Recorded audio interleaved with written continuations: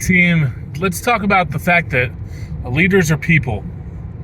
It's funny when I have a podcast or a interview with somebody, or even just doing a virtual happy hour on LinkedIn or something.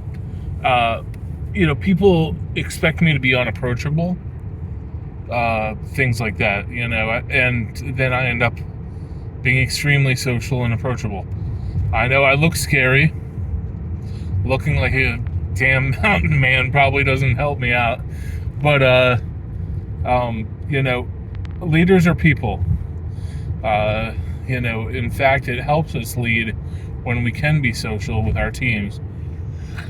And it helps us influence and build our brand if we're able to communicate well with people around us and socialize. So, leaders are people. So it makes you want to ask yourself, when you have those leaders that are unapproachable at work, whether it's a senior executive, a manager, whatever, they may have their door closed, or if they have their door open, they're emotionally and mentally closed. They say, I have an open door policy, but then you walk in there and they're trying to blame everything and things like that, and you're not actually able to get the managerial or leadership support that you need. So that's a real problem. So what I see in those situations is they may say they have an open door policy, but they really don't.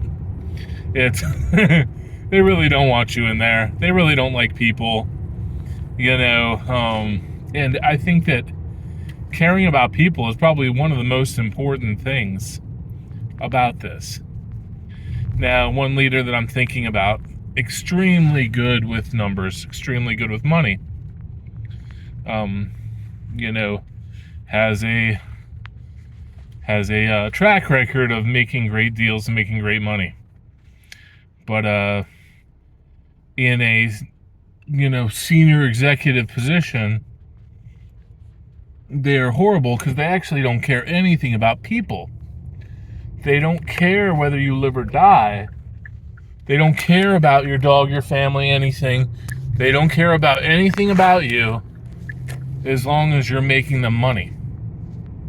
And that's a reality. Some people are like that. And I think those people should not be leaders.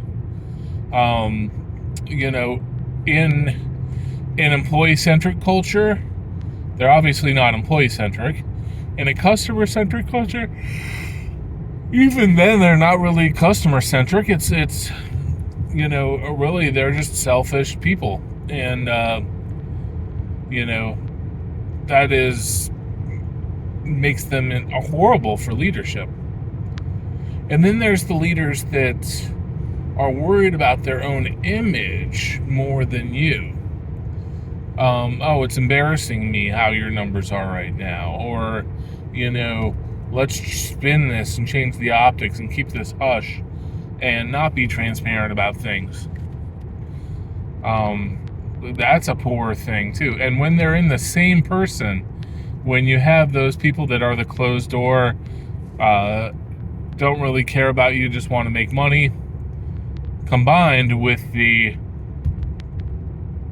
latter, it is it's a recipe for disaster as far as a leader goes. People that don't care about you, don't want to talk to you, don't listen to you, won't support you, only care about their money, and all they care about is optics and how they look. And are we looking like we're successful? Those are, to me, having a mindset that is just focused on those things is poisonous. And so when people do have a track record of success with businesses acting like that, I wonder how. Because who in their right mind ever wanted to work with that person? Ever?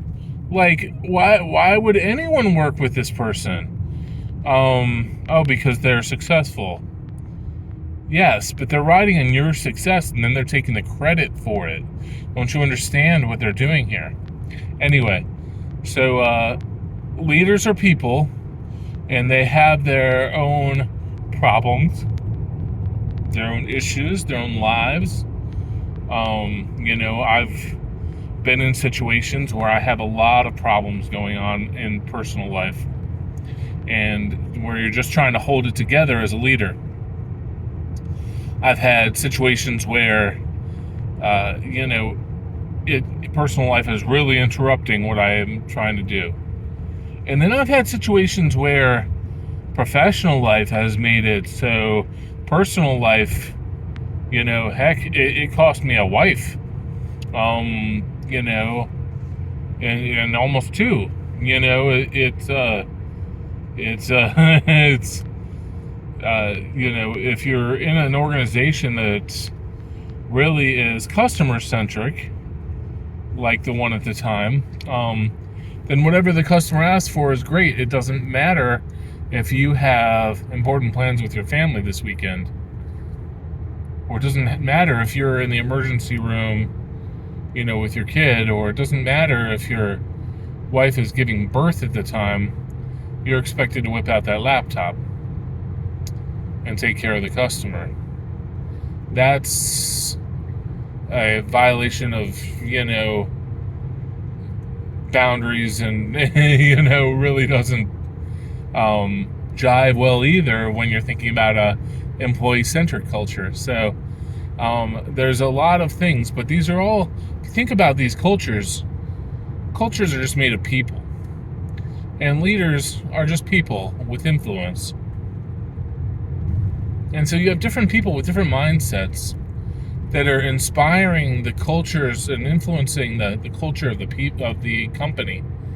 And so you have wildly different people here that can make your organization so toxic that people don't want to work there.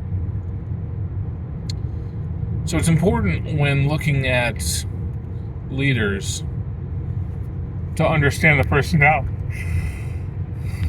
understand the leadership styles, understand the personalities that you're dealing with. I think that that's something that's missed a lot during hiring.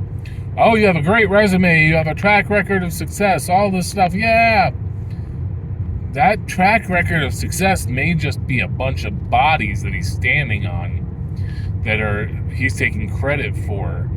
All of those successes are really not his, but he stood at the top, so he gets to claim it.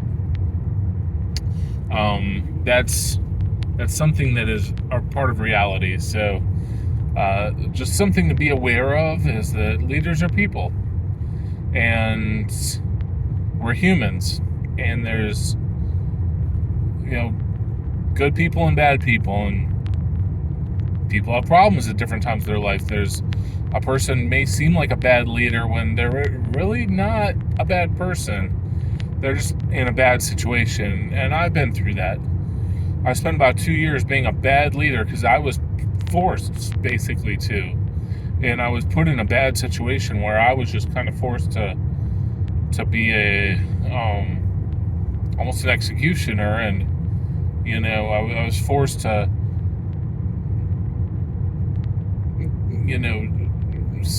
get the results they wanted, regardless of any kind of ethical implications. So anyway, when you're having problems with a leader, I would just encourage you to remember that they're a person and you can connect with them as a human. If you can't connect with them as a human, signal that you're trying. That might be a wake-up call. Trying to connect with them. I wouldn't say I'm trying to get my work done. Say I'm trying to understand you as a person. I'm trying to connect with you as a human.